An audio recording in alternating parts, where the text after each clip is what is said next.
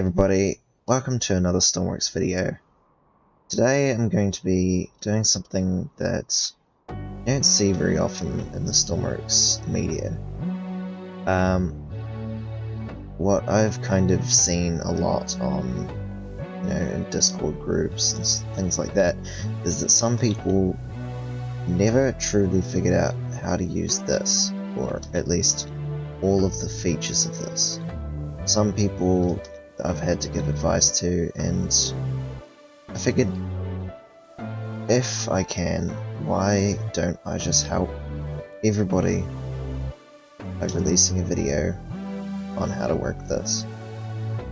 So as you can see, this is a first save. I've just got everything default, built nothing on this world, and I'm just going to start top to bottom, left to right, and I'll guide you guys through how to use all the features of the workbench. So, starting here, and we have the X. I think that if you don't know what this is, you must be a brand new player because everybody uses it. This is just to exit the editor. Saves the game and leaves your creation in here. This here is to spawn. So if I were to just load in something simple, spawn it, you can see it brings in our vehicle after, of course, saving the game. And yeah, that's how to bring in your vehicles. Next thing, we've got new vehicle. Don't want to click this if you haven't saved, or if you do click it, you probably want to make sure you don't want the creation you're deleting. So we've kind of done those three. Of course, we've got load. This is where you have all of your saved vehicles or your workshop vehicles. These are the presets. These are what the developers bring into the game to make it easier for you to figure out exactly how to work some of the features. Like, for example, here is a modular engine example. And as you can see, this is just a simple 3-cylinder, I think it's a 3x3 engine. And then we've got backups. This is where you'll find all of the creations that you've spawned, the 10 most recent autosaves. So if you lose a vehicle, this is definitely the place to start looking. And so that is your load menu. Now you've got save. This here is where you save. You either overwrite a current vehicle, or you make a name and you save this as a new vehicle. At the moment, I don't need this, so I'm not going to save it. I'm going to clear it. Now, if you wanted to, let's say, you had a really nice vehicle and you wanted to make sure that other people could find it, this is how to do it. So you simply go Stormworks Workshop Upload. So, Workshop, click here, you upload a new vehicle, enter a vehicle name, and select what tags apply to your vehicle. Now, of course, you've got thumbnails that you can add to your vehicle. And then you just click that, and of course I have to select a tag, but if you had it would have uploaded to the workshop, giving you a green arrow saying that you had actually completed it. And as simple as that, you have a uploaded vehicle. Now to find it, all you have to do is go hover over your display name. I'll put in some images here, and select content, and then workshop items to find all the creations that you've uploaded to the workshop. So, the next thing you want to make sure you know is while you're building a vehicle, sometimes you make mistakes. So, in order to undo them, click that, or click that to redo. Now, the shortcuts for this is Control-Z for undo, like so, or Control-Shift-Z to redo, or Control-Z and Control-Y to redo. So it can be either Control-Shift-Z or Control-Y to redo. Two shortcuts, don't ask me why. We've got now our Select tool. I'm going to find something here that's, use this on. Let's go for this. We've got just a little thing here. We can click our select tool. We can edit microcontrollers by clicking edit microcontroller. you'll find your properties, logic, which is all of the inputs and outputs you want on it, symbol, which is just anything that you can think of to an image description, for lack of a better word. And then you've got logic, which is where you can find logic nodes by pressing tab, and naturally you've got all of these logic nodes that all serve different purposes. Then you can upload your microcontrollers to the workshop, you can save them, load them, and clear them. Or you can update them, which means to basically just overwrite the current microcontroller that you've got there. And yeah, that's about it. There are lots of things that you can use with the select tool. Like for example, if you've got a wheel, you can select it, you can change the tire grip type, like the tread, you can change the amount of grip, change the radius, or you can change the tire pressure to make it more or less, I want to say, flat.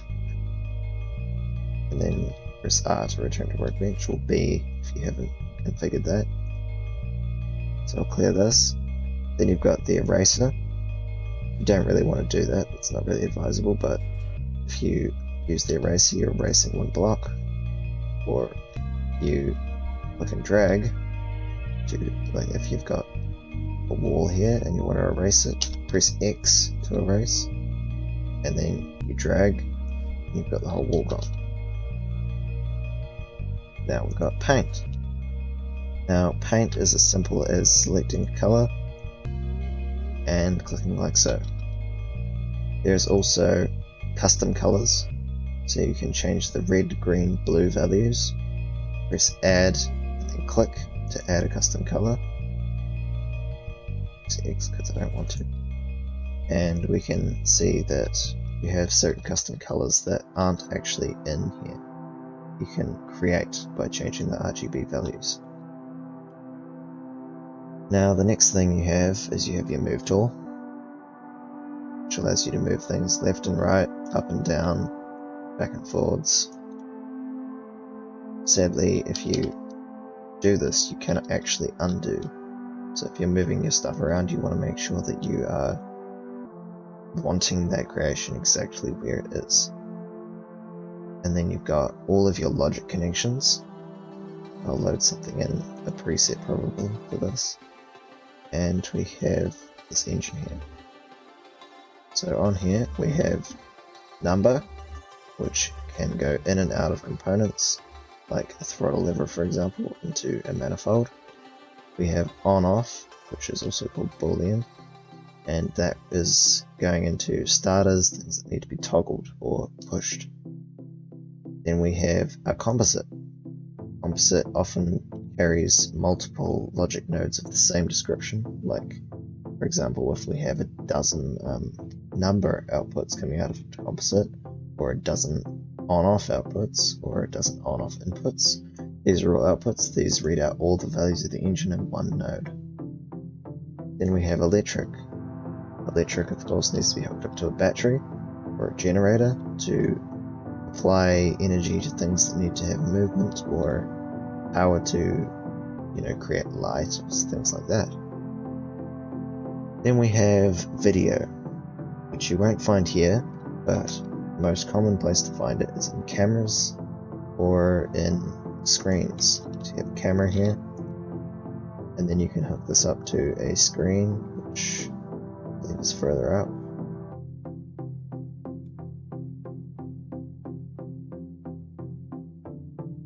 So you can see here we have a camera, hook up to a screen, and we probably should have this camera the same rotation as the screen so that it looks correct. So if that up arrow is up, that up arrow is up, that works. We have a camera feeding into a screen. Now another thing for logic is audio. Now another common place is we have microphones, allow you to gather audio from players nearby. you have speakerphones, which can really amplify the audio so that people can hear it from a long distance. There you go. So you got a megaphone. So you can put that down. So yeah, this is an audio node. This is an audio node. Also, another place to find it is in antennas. So if you press tab, I'm forgetting to tell you that that's how to get into this block menu.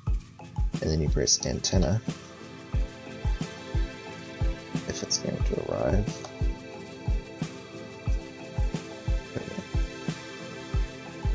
That is also included apparently. RX, naturally. So you can see these have audio in and audio out for radios. They also have a number node for frequency, allowing you to send audio across to different vehicles. There's also one more thing that has a lot of popularity that also has audio nodes. Something less known, slightly less known, is that a seat also has audio nodes. So you can put out your headset audio to a megaphone or a microphone audio into your head so that you can hear it through your headset. So if you sit in the seat and you talk by pressing the speech mark button on your computer, these don't have power, but as you can see down the bottom corner there, my voice is being amplified and transmitted through the seat. It's not necessary to be in the seat, but as you can see, it does work. That takes audio from your default microphone and transmits it into the game. So if your microphone's not really good quality, you're probably better off using Discord to talk to people. That's how I personally do it. And we have rope, which is none here either. We'll go ahead and find a rope anchor. Rope anchor. You can hook these two up with a thick connection here. And as you can see, when I spawn it in, then has a rope attached, which you can also detach and collect by scrolling. There you go. Alright, so the next thing, we have merge tool. This tool allows us to basically find separate physics bodies, or subgrids as some people call them, and you can merge two things together like this. So as you can see, these here, as I'm hovering over this, everything else is dark. As I'm hovering over this, everything else is dark, meaning that those two are separate subgrids from everything else, meaning that they move freely from the rest of the creation. As you can see here, they're highlighted in different colors. If I select this one, then select this one, and see that they become one, meaning that there now is one grid, and this here is one grid. Now, I haven't quite finished abusing this engine yet, so I'm going to go into a selection grid. Now this here is something that, one of the big things that people ask about, is how to use this. So to use this, you simply hold Control and click.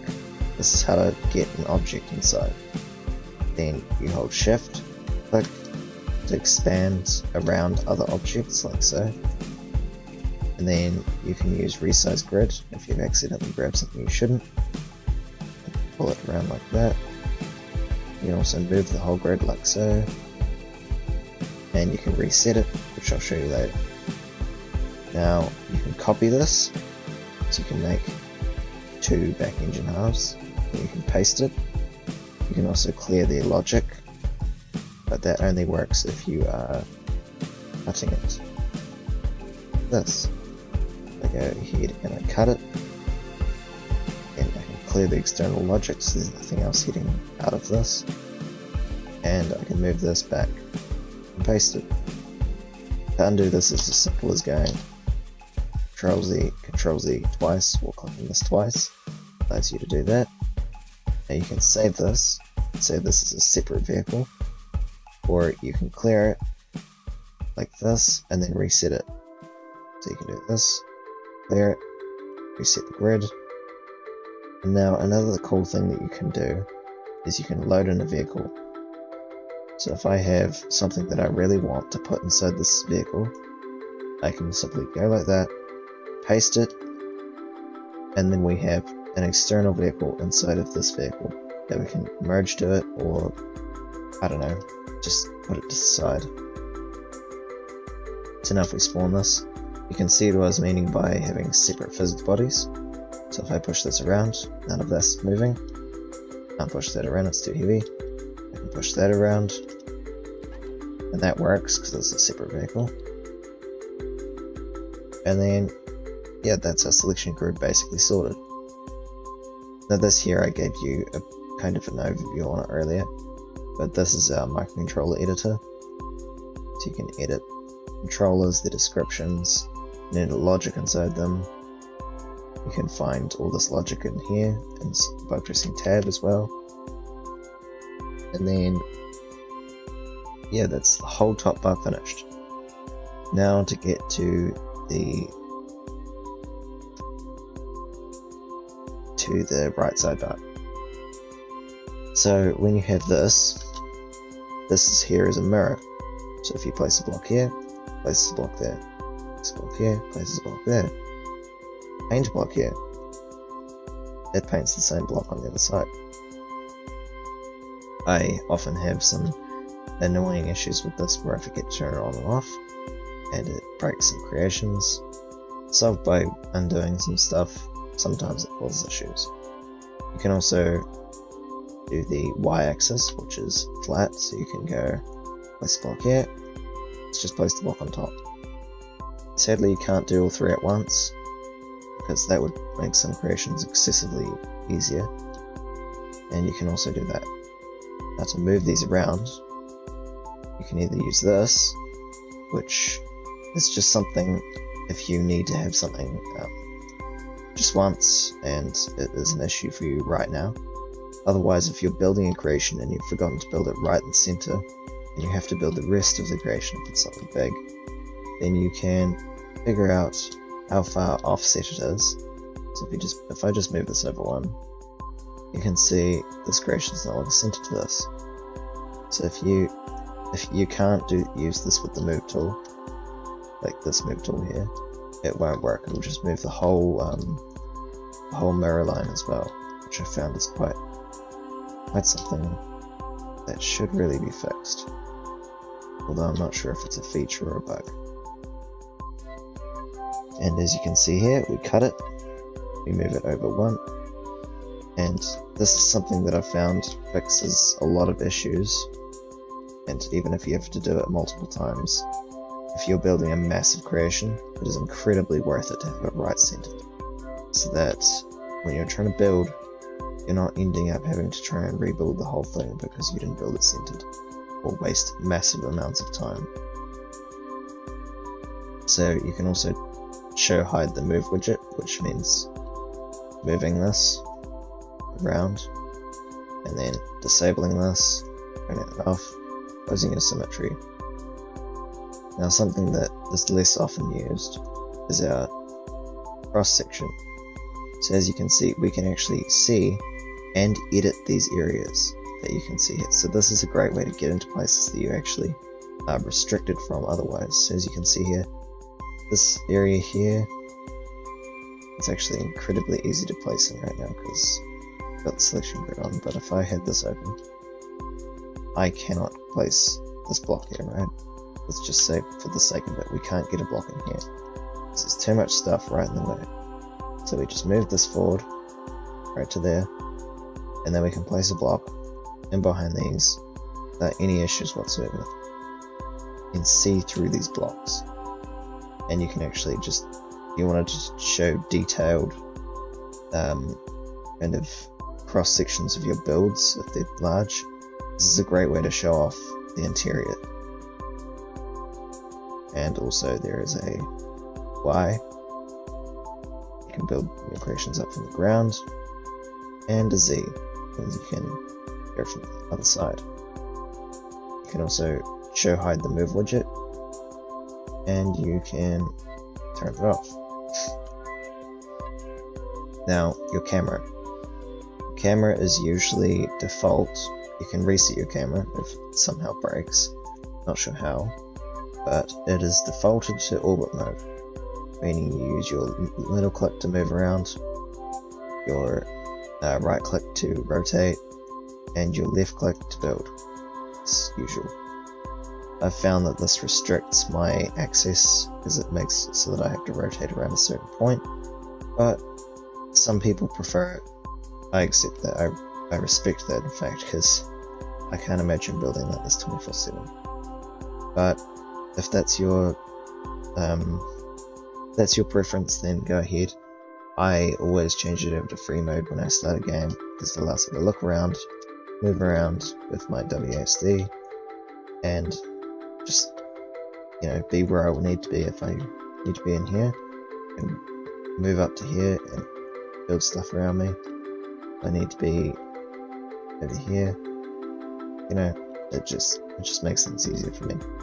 Also, if you hold shift while you're doing this, it slows you down so you can have more precision maneuvering around the workbench. So that's about it for the camera. Now, the next thing is this purple square you see here, commonly referred to COM, or center of mass.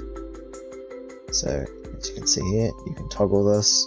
It shows exactly the point in which if you put a brick or something underneath your vehicle, it will balance perfectly on. Because that is the point where the weight is distributed between. Be warned though, if you have masses that are not part of your vehicle, then that is not your true center of mass. You need to get rid of these to figure out exactly where it is. In this case, it's probably just right there, or maybe even right there. Not quite where it is now because of this, and that's being heavier than that. But yeah, that's your center of mass. Now the next thing you have here is direction arrows. Now, as you saw earlier, as I was lining up the camera and the screen, there's an arrow pointed up showing you the rotation of it. There's also arrows here showing you where the positive, what a positive number will do to rotate this pivot. Positive means it will rotate this direction. Negative means it will rotate this direction. And that, if you turn them off, sometimes it can clear up a little bit of lag if you have a lot of paint blocks. But otherwise, I recommend that stays on because that's so useful when you have to find the orientation of things. Including wheels especially, because they have the steering and the rotation to take into account. Now, another thing that some people like to use is called rotation labels. Now this tells you your keys to, let's get a wee bit more of an advanced block than this. You can see here, if I press I, it doesn't truly tell me, but it's rotating straight up and down. Just instantly it inverts the block. O seems to do what I says it's going to do. Incredibly strange. Oh, okay, yep, because it's I, it's green, it means that it's inverting it on the Y-axis. I don't often use this. But you've got U, which inverts it on the X-axis, and P, or O, which inverts it on the Z-axis. And you've got K, rotating on the Y-axis. You've got J, rotating it on the X-axis. You've got L, rotating it on the Z-axis. So that there is your rotation, that there is how you place blocks in the right orientation, so that they're not breaking your vehicle. I usually turn them off with P, or just by clicking in the sidebar. You've also got grid lines here. They bring a little bit more detail to your build when it's in the editor, so that you can see what you're doing.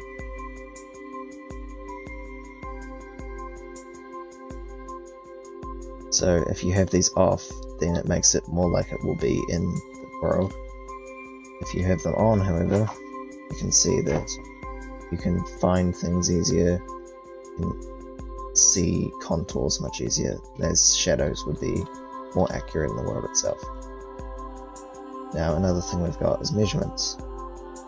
Some people don't know what these do, but if you read the description, then you can see down the bottom corner, when I have it on, you can see exactly how many blocks you're placing, which I've found is incredibly useful when you want to do something scale or precise. You can see your z-axis is 32 blocks or 8 meters, 5 blocks or 1.2 meters, 8 blocks or 2 meters, 1 block or 0.25 meters. This is also useful if you want to measure up a height for your character.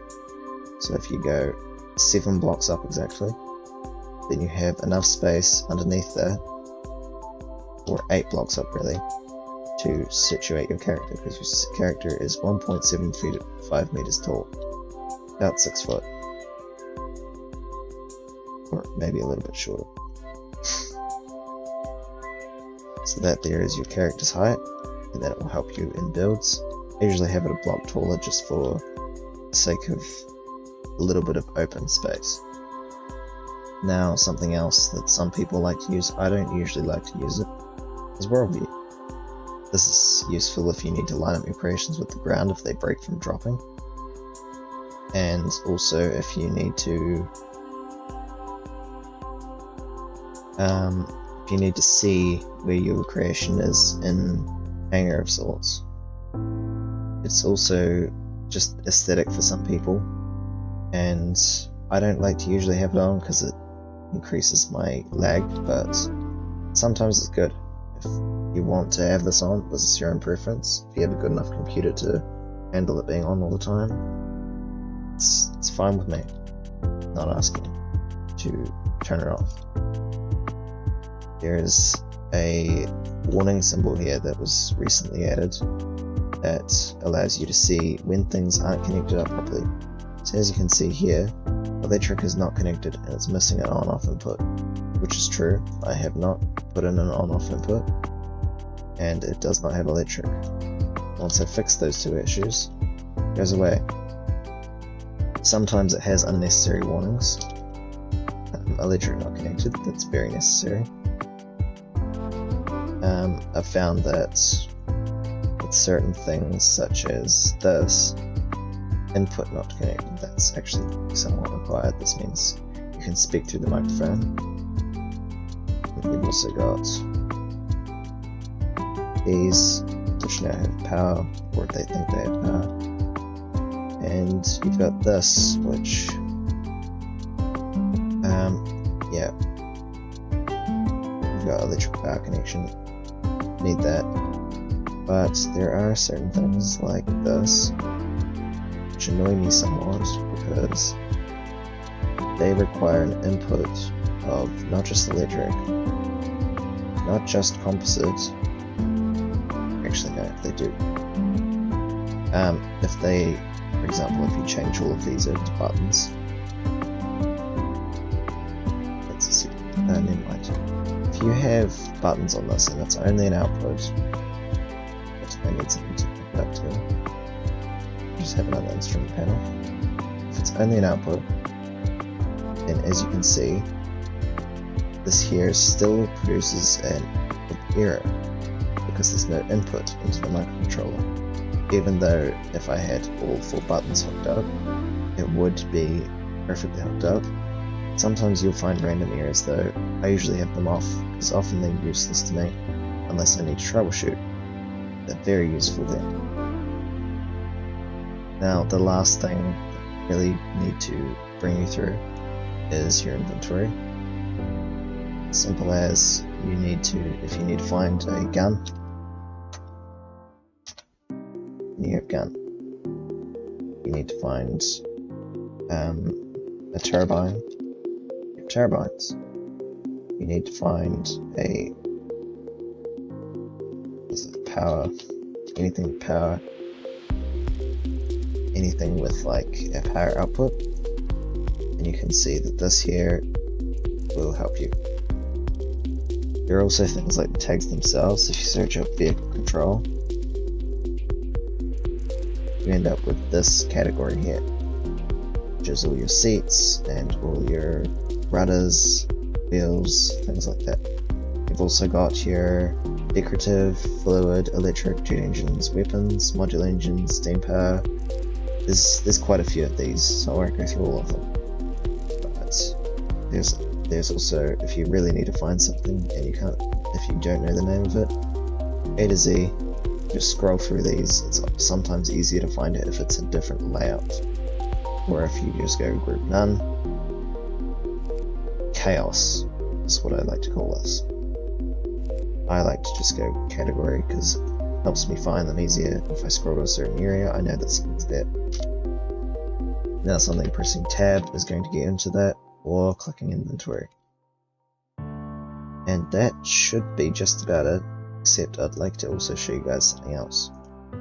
So if you have a vehicle here and you've accidentally built it in the wrong orientation, like for example if this engine's meant to face backwards when you spawn it, you can just cut it like this in the select tool after you've selected the whole lot, of course, and then press the rotation arrows to rotate it. So if you need to rotate something really bad, that's a great way to do it. I've found that invaluable in some things, even massive creations that are built backwards, and I do not want to try and reverse them out of the hangar. That there is your tool. So, after all of my damaging demonstration to this engine, I hope you guys enjoyed this video. I hope you found it informational. If you did, please consider subscribing. If you didn't, yes, must be a professional Stormworks player. Some of these things I didn't even know until 1,000 hours. But yeah, here you go. That's all of the things that I know personally on how to work through the workbench. Yeah, see you in the next one.